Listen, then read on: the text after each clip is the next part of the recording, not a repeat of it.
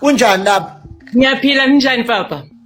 Akadelela uzakahle. Uke wasebenza eBrakpan, uke wasebenza nala eTsakani. Uyadelela vele. Oh, liyadelela lephoyisa. Jesus, uyadelela. Umazi kanjani wena lo? Benginokumbona epolice station ngimazela nje from a distance but ngiyamazi. There's somebody uke wamdelela. Ha. Awuthi into zakho zokuthathana nezimali zabantu akaqali usile ngiyamazi. Oh, usebenzisa yona le uniform le enzeke emphakathini. Yes. Akazi ke lo ukuthi iphoyisa liyabika iphoyisa lenza ubugebengu. Akazi lo. Hayi ngincedana umntana ayithola imali yakhe. Hayi lo akasazi lo. Ngiyabonga. Yeah, akasazi lo.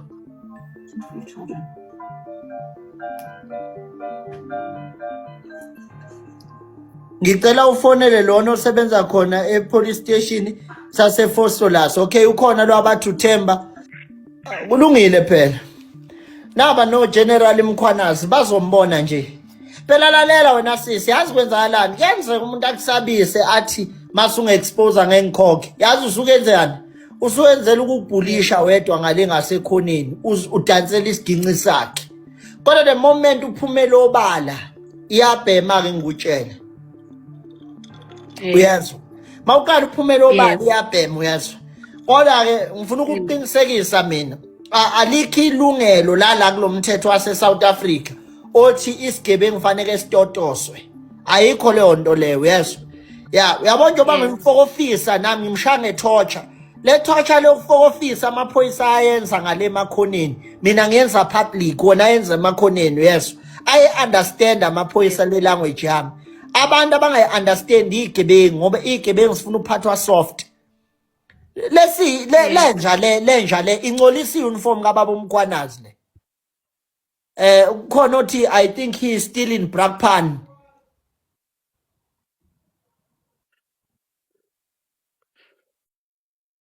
Awufone ngecall straight. We.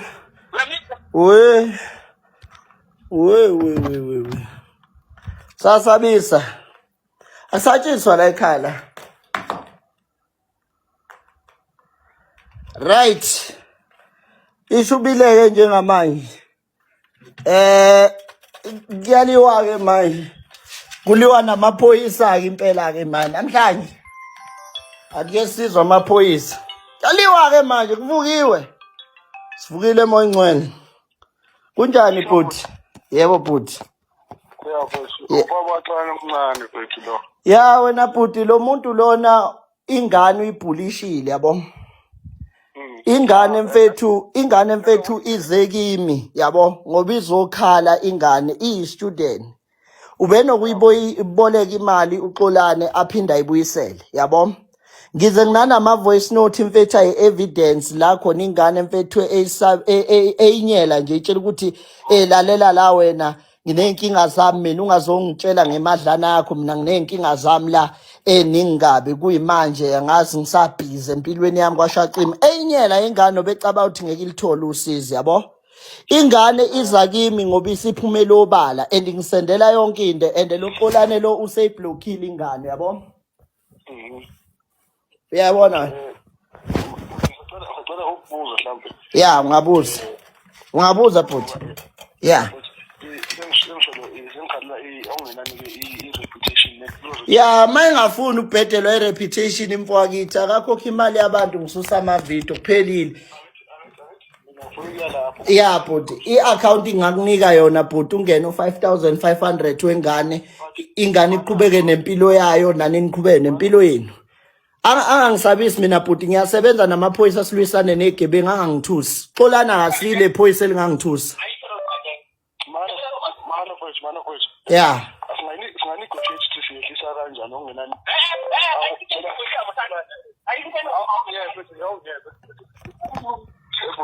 Yeah bhuti. Singazikhona mhlawumbe ukuthi ngokuthi ayikho lo mali ukucelana bese ngithanda ngaphandle Yeah bhuti. Ngisangazi noma singakhona mhlawumbe ukuthi negotiate okungenani. Yeah, singayi-negotiate futhi mhlambe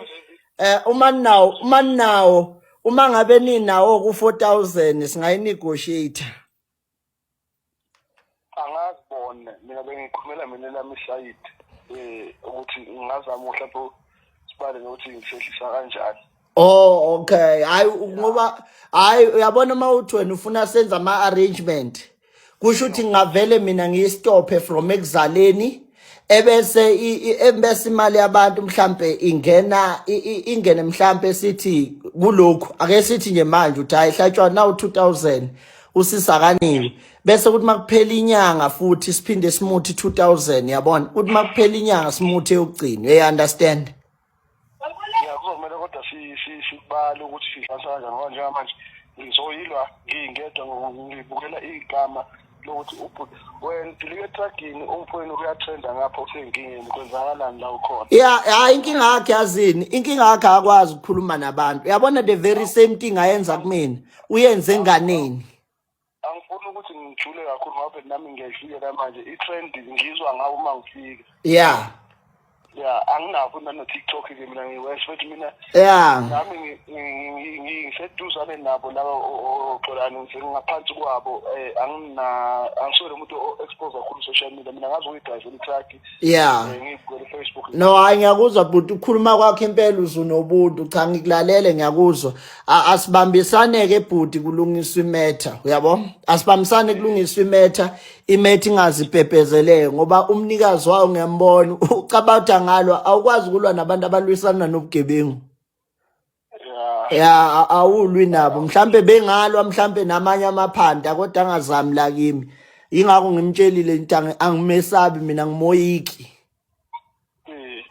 Hayi eyokula mina sathe nje ningangibhaki nangelilodi igama mina bengizama nje ukulungisa le nkinga le ngiyibona ngathi ingabankulu nje. Yeah. Igcina ithanisha negama elasekhaya unabafowabo kodwa abamsizi ngani.